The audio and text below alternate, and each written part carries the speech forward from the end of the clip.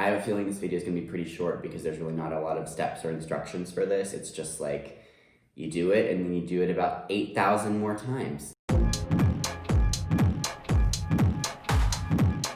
Hello everybody, welcome back to Reissued. My name is Andrew. This week we are embellishing thrifted sweaters, which sounds not as cool as it is. I guess I'll let you decide that.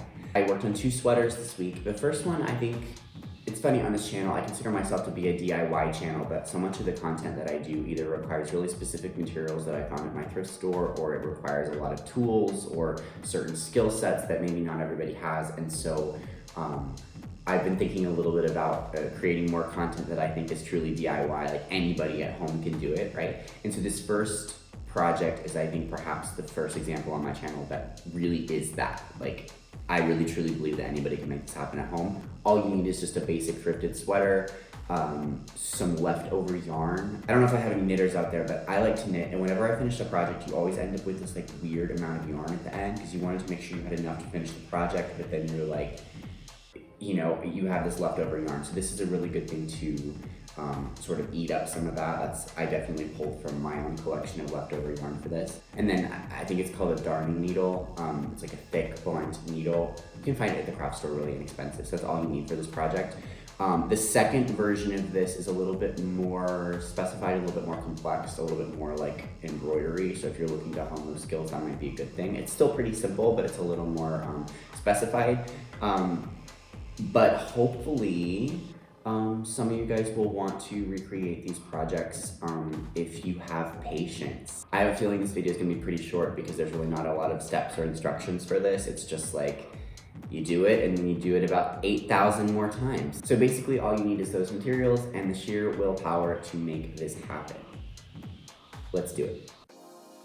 So here we have the first base sweater that I found at Goodwill. My original vision for the sweater involved a bunch of different colors. However, since the sweater was already so specifically black and white, I thought I would lean into that. The process here is so simple. You want to cut a length of yarn and thread it onto your darning needle. Then loop your needle under one of the stitches on the sweater and pull it through, leaving a little tail.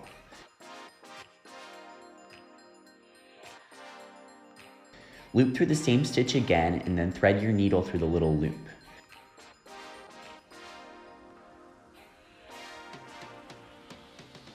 Pull tight to create a small knot. And that's it, literally. Repeat this process working your way around the sweater, creating various distances and angles between the stitches. Once you reach the end of your yarn, tie it through as usual and leave the little tail hanging. The only rule here is that you want to leave enough yarn in between each stitch so that you can still easily slip in and out of the sweater. If it's too tight, you won't be able to get it on. I used my mannequin form to help me keep the sweater spread out, but you could stuff your sweater with a pillow or really anything to fill it out. When it came to the sleeves, I used a cardboard poster roll. That worked pretty well. And repeat. You can do as much or as little of this as you like, depending on the look that you're going for. I wanted mine to feel like a human yarn ball, so that meant a lot of repetition. When I got closer to finishing, I made sure to place my anchoring stitches in the empty spots and weave my needle through various threads on the way to the next stitch. This helped the whole thing to feel a little bit more layered and random.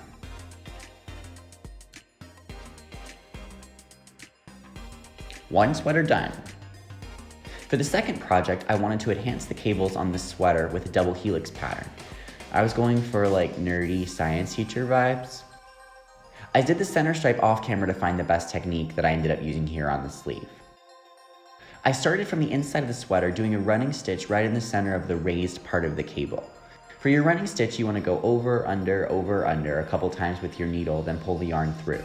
I made my over stitches a bit longer than my under stitches so that the yarn detail would be a little bit more visible on the outside of the sweater.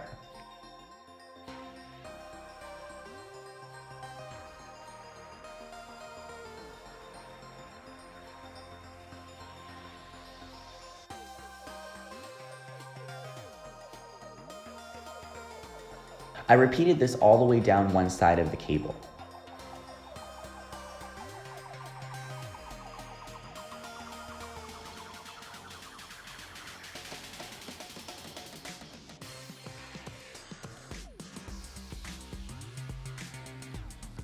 Then I kept my running stitch going straight across to the other side of the cable and then went back up the other side. Now I just need to create small horizontal lines to complete the double helix. You can mark the lines to space them out if you want. I just eyeballed it by placing them at the intersections and widest points of the cables and then the halfway points in between, if that makes sense. I worked my way side to side all the way down.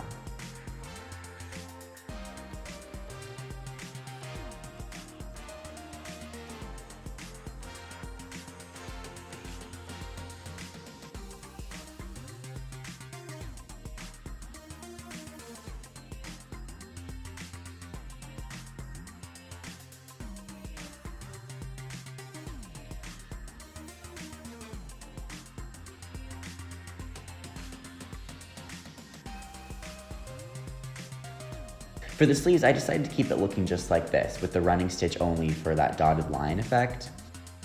But I thought I would show you what I did on the front in case you prefer the solid line. I threaded my needle with a super long piece of yarn and slid the needle to the center so that my yarn was doubled. Then I pushed my needle through from the inside of the sweater, and then threaded the needle under the right side of each of my running stitches and pulled the doubled yarn through. When you pull it tight, it creates a nice solid line.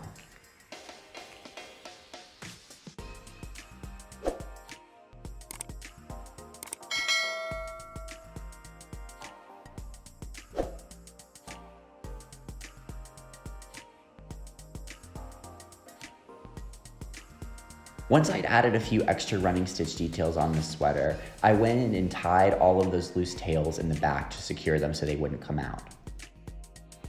And now both projects are done.